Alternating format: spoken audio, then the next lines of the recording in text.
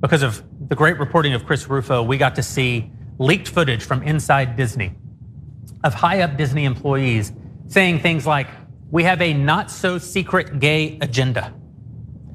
Saying things like, we're adding in queerness wherever we can, and that, quote, no one is trying to stop the producer who was doing so. Another executive within the company said, if anything, we don't have enough LGBTQIA representation in content made for very small children. So what are we gonna do about it? Well, we're gonna do the same thing we always do. We're going to build alternatives. Americans have enormous economic might. They just don't have any alternatives. The Daily Wire is building those alternatives. And today I'm proud to tell you that we will be launching Daily Wire Kids. That is Daily Wire Kids. That is the co-CEO of Daily Wire, Jeremy Boring.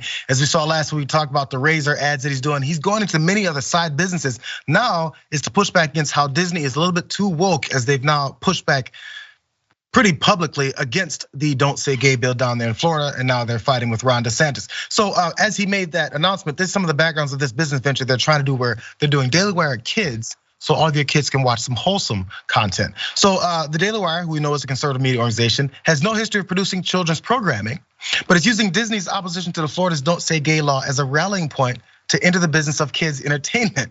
They announced that it plans to invest at least $100 million over the next 3 years into live action and animated kids content.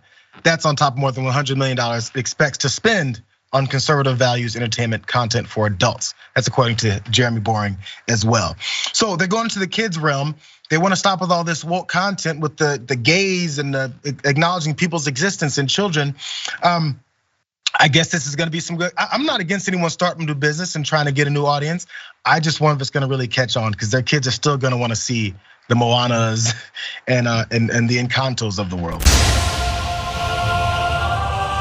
Behold, Jeremy's razors. Yes, they're real. Yes, they're fabulous. But Jeremy, you say, you're a svelte silver fox with a salt and pepper beard that's the envy of lesser men. You're damn right I am. And I want to be clear that shaving with a Jeremy's razor won't actually make you look more like me. Yes, you're giving me fierce, you're giving me power. Could make you look more like this guy, though. And that's the most homoerotic moment you'll ever get from a Jeremy's razor commercial. What kind of man shaves with a Jeremy's razor? I don't know. How about cowboys, firefighters, those guys that shot Osama bin Laden? I mean, no, none of those guys have ever even heard of a Jeremy's razor, but imagine how much more manly they'd be if they had. Our country's in trouble. Conservatives are being canceled by Hollywood, the media, universities, and now Harry's razors. Stop giving your money to woke corporations who don't think you deserve their product. Give it to me instead.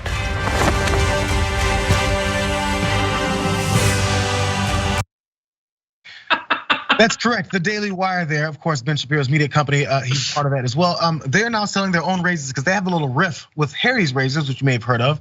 They're a little bit too woke, a little bit too lib for them. Harry's dropped the Daily Wire from their business ventures and their partnerships because of their stances, and people did point that out. But also the Daily Wire ad does go into the explanation as to why they now have this beef. Watch more. Do you remember when there were two genders and only 1.5 of them had to shave their mustaches? Oh, hi, I'm Jeremy Boring, CEO and God King of the Daily Wire. Harry's razors used to advertise on our shows. They're a great product, and we were happy to do it. That's before some peon who works for me went and said that boys are boys and girls are girls, and that was just too much for Harry's.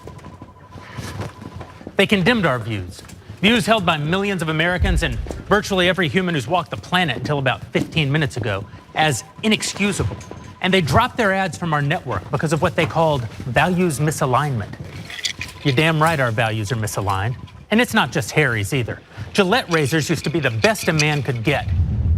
Then they decided that men are too toxic. Unless you're the kind of man who teaches his daughter to shave her beard. If that makes sense to you, keep buying Gillette. But if you've had enough of the bullshit and you're tired of paying companies like Harry's and Gillette to hate you,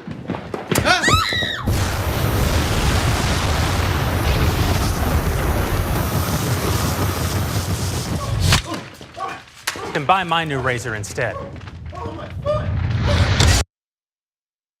And he's so badass. So there's more about that backstory. He mentioned Gillette there also as well. So here's some of the ending of these partnerships with all these razor companies, because someone did point out what was going on at the Daily Wire to Harry's, and they responded. Let's go to this tweet.